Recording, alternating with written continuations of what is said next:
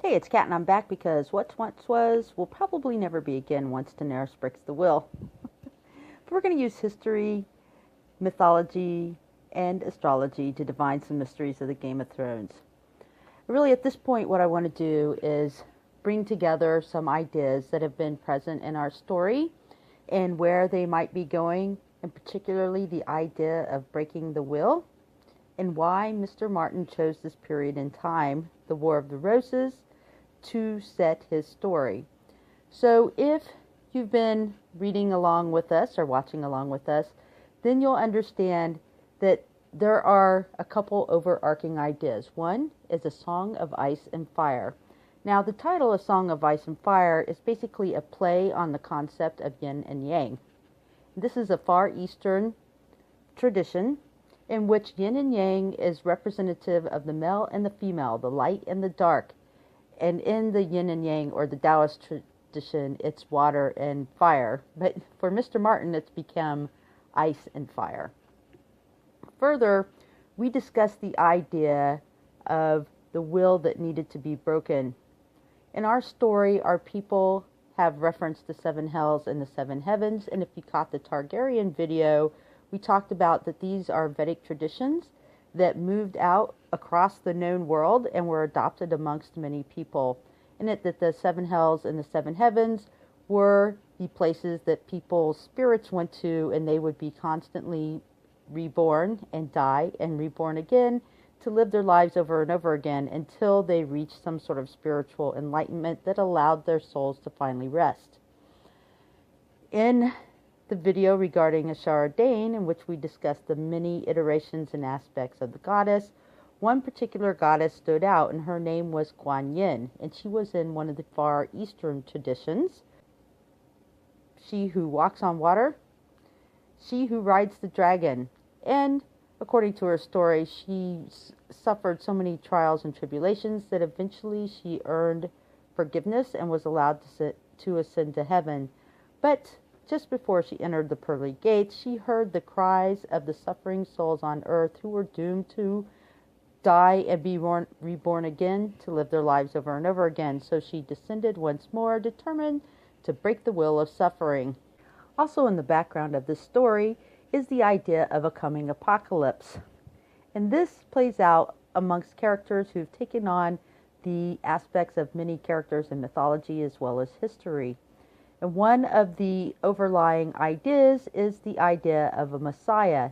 And this is played out through the Arthurian legends that are interspersed amongst the story, including the idea of a prince that was promised, a once and future king who will wield some magical sword that will help drive back the night and the long winter and bring in the dawn. All of this is served over a backdrop of a historical moment in time referred to as the War of the Roses. And it is this particular time Mr. Martin has chosen because it embodies all of the aspects which we just discussed. It was the breaking of the will, and it literally became the dawn of a new age. In this period, the Arthurian legends had enjoyed a new inspiration because Henry Tudor not only used it after he came to the reign of the throne as Henry VII, but in fact it was a source of propaganda as well as secret messages amongst the Welsh.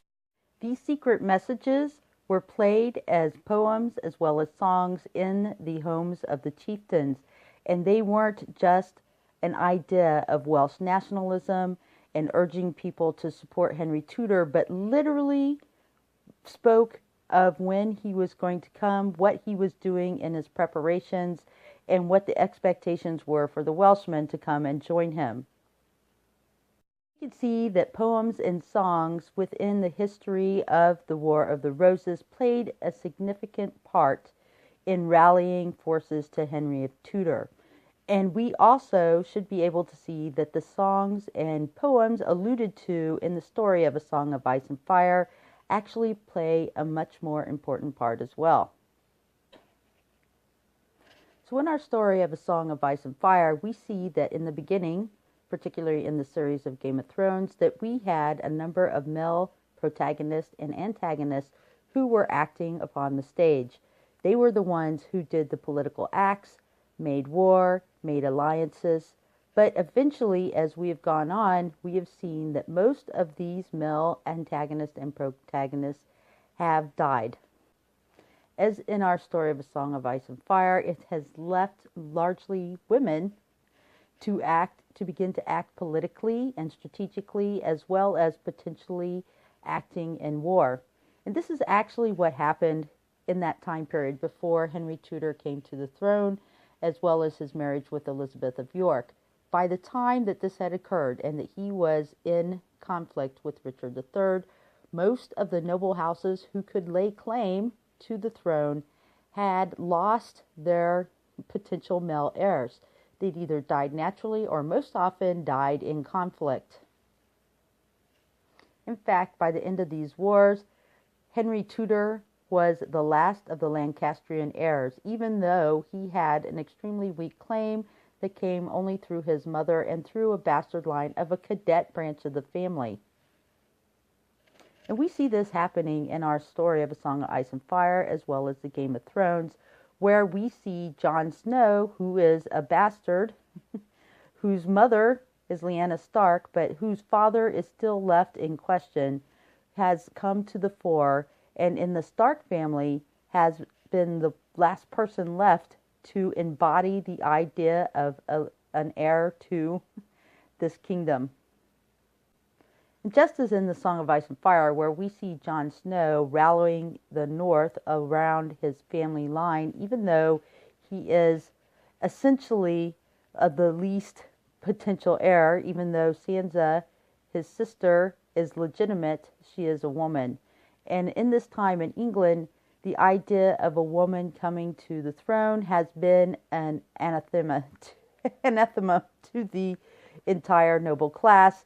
And for a very long period of time, they struggled against that, even going so far as choosing a male heir who was 6 or 7 times removed from the throne instead of a direct female descendant. And this actually happens in the story of A Song of Ice and Fire, where we have the Dance of the Dragons, where Viserys I had designated his daughter Rhaenyra as his heir, and even had nobles swear fealty to her, but at the end of the day, when he died, they chose a male heir over her, and it began a civil war. And this actually happened in England's history before this time period known as the War of Roses. There was Henry I and his daughter Matilda, who became the Empress of the Holy Roman Empire, and then her husband died, and she was married off to Joffrey, Count of Anjou. And Henry I, since she was his only legitimate heir, had designated her as the heir to the throne and made his nobles swear fealty. But while she was in France and Henry died, they chose her cousin, 6 times removed Stephen of Blois, and it set off a civil war known as the Great Anarchy.